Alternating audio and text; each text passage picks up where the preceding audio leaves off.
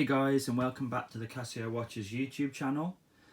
Today we're going to be looking at an analog Casio watch for a change rather than a digital watch, the fantastic little Casio MRW-200H.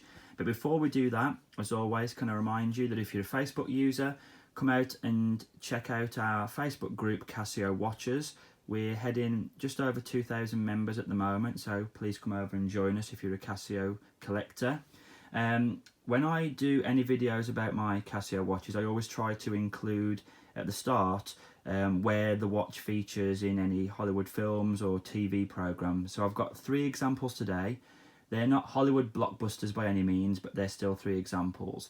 So the first place where we find the MRW-200H being worn by an actor is in the film Three Billboards Outside Ebbing, and it's worn by Sam Rockwell, and he wears this exact variant, the black case with the white numbers and the white digits on the bezel. The next film is Corporate Animals, and Ed Helms wears the orange variant of this watch, where instead of the white numbers you have the orange numbers. And the final one I've got for you is the Netflix film 7 Seconds, and the actor Zachary Moma wears this version again. And I saw on a website that somebody actually owns the screen-worn version of this watch from that film. So before we get into the specs, I've had this watch on my wrist for the last 2 days and I really like it. It cost me $19.99 from Argos, which is a UK based website, but you can often pick it up for that price or even less through Amazon, of course. I think somebody said to me that it's even been down as low as $9.99, which is an absolutely fantastic price for this watch. So before I jump into the specs, I just want to mention to you that this watch has a lot of colour variants available for it. Some are easier to find than others, and some people like to try and collect all the colour variants. So I'll drop a quick image of the colour variants available right here.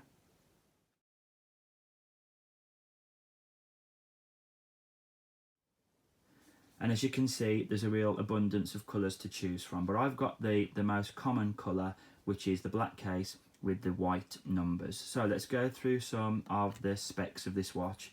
First of all, we're looking at a 44.6mm width on this case, so it's quite a large watch, but it doesn't wear that big on your wrist. I've got a 6 3/4 inch wrist and I find it a very comfortable size.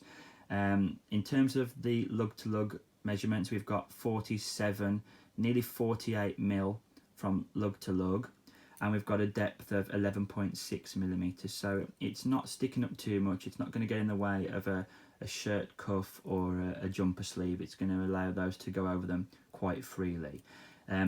One thing I do want to say is how impressed I am by the weight of this watch. This watch weighs an incredibly light 39 grams, which I think is very, very lightweight for an analog. When it's on your wrist, you don't feel like that you've got the watch on at all. It's very lightweight. That would be a positive for some people, a negative for others, but I really like the fact that it's a very lightweight watch. And in terms of the strap, at its widest point, it's actually 22mm, but in terms of the lug width on this watch, it's actually only 18mm. So if you want to swap this stock strap out for a NATO strap, for example, it's going to be quite a slim NATO strap of 18mm that will fit into the lug width, whereas the actual stock strap starts off at 22mm. It's a very wide stock strap fitting into that 18mm gap, and then it tapers as it goes down. On the 200H, we're looking at the Quartz Movement. It's a Miyota movement in this watch, and it has a resin case, and rather unusually for a watch at this price point of less than £20, it has a bi-directional rotating bezel. So if I take it off its stand, we can see here that the bezel is in its original place, but if I twist it to the right, there we go, and I can also twist it back to the left, and you'll notice as I'm twisting it that there is no clicks. This watch has a bezel that just moves freely. It doesn't have 60 clicks or 120 clicks like a more expensive dive watch would have. This just has a free moving bi-directional bezel, which I think is pretty cool for the price point of this watch.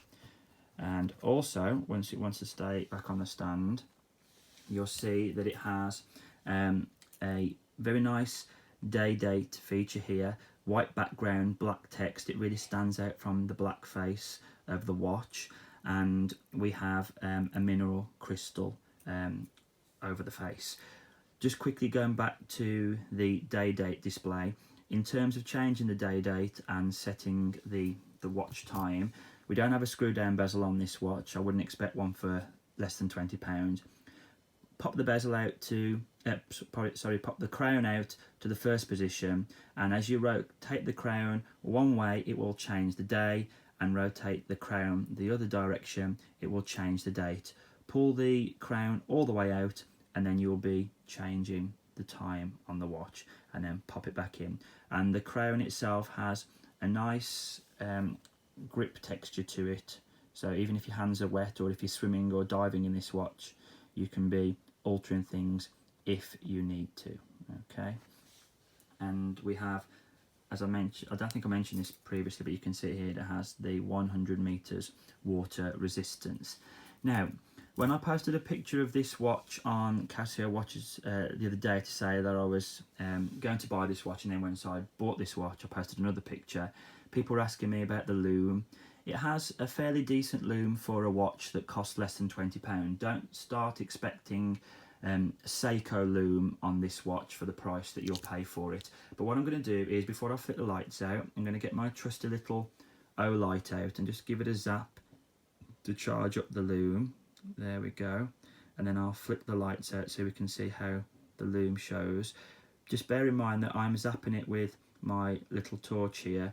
Normal daily wear won't light it up to this extent, but you'll get an idea of how good the loom is at this point.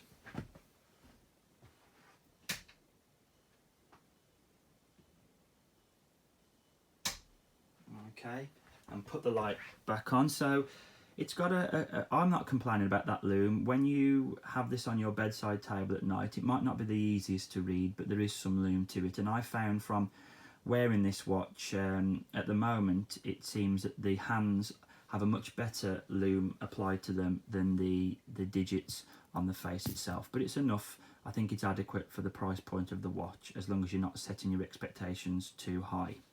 Now, if we move on to the strap, I mentioned earlier that it starts off very wide and tapers down. As you can see, it does have a much smaller lug point here and here compared to how the strap starts. Very similar strap style to the G-Shock 5610 that I own, but not quite as heavy duty, not quite as thick.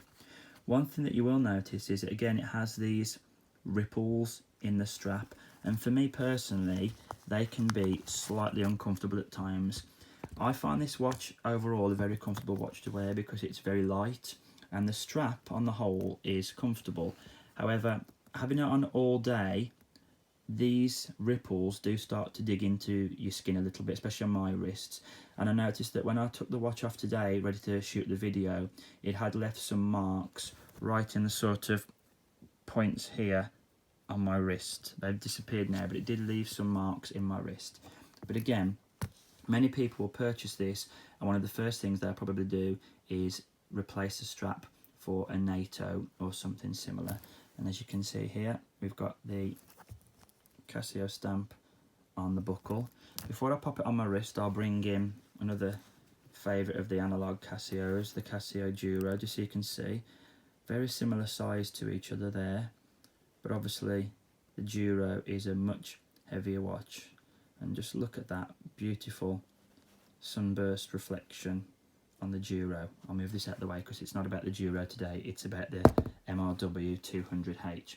So as I pop this onto my wrist, just a reminder that my wrist is 6.7 inches, 6.75 inches, and this watch has quite a long strap, but it doesn't stick out too much. So here we go. That is on my 6.75 inch wrists. Really comfortable fit. Some slight overhang here, but nothing too drastic. And again, you can see that's just where sometimes the ripples do pinch into my wrist a little bit, but I think it sits really well on my wrist, and it doesn't look like an overly big watch. It fits really well, and I think it wears smaller than it actually is. So I'm going to take it back off just to end the video. For the price point of just under £20, or maybe even just under £10 if you're lucky enough to catch it in a sale somewhere, I think this is a fantastic Casio analog watch to have as part of your Casio collection, or any collection that you have of watches. In the time I've worn it, it's already got quite wet. It got muddy at one point, but that hasn't affected anything, and it took quite a nasty bang on the first day that I had it. That's what happens when you have children, and it hasn't affected things. It's a very tough watch for that price point, and it's certainly going to get some wrist time for me. I love how clear it is, easy to tell the time at a glance there because of these white digits that really stand out from that black faceplate there. So if you have this watch, or you have it in any of the different colour variants, leave me a comment below and let me know. Or if you're planning on getting this watch, then once you've got it, please let me know how you find it. And I think for this short showcase video today, I think we'll leave it there. So as always, thanks for joining me, and I hope to see you again in the near future.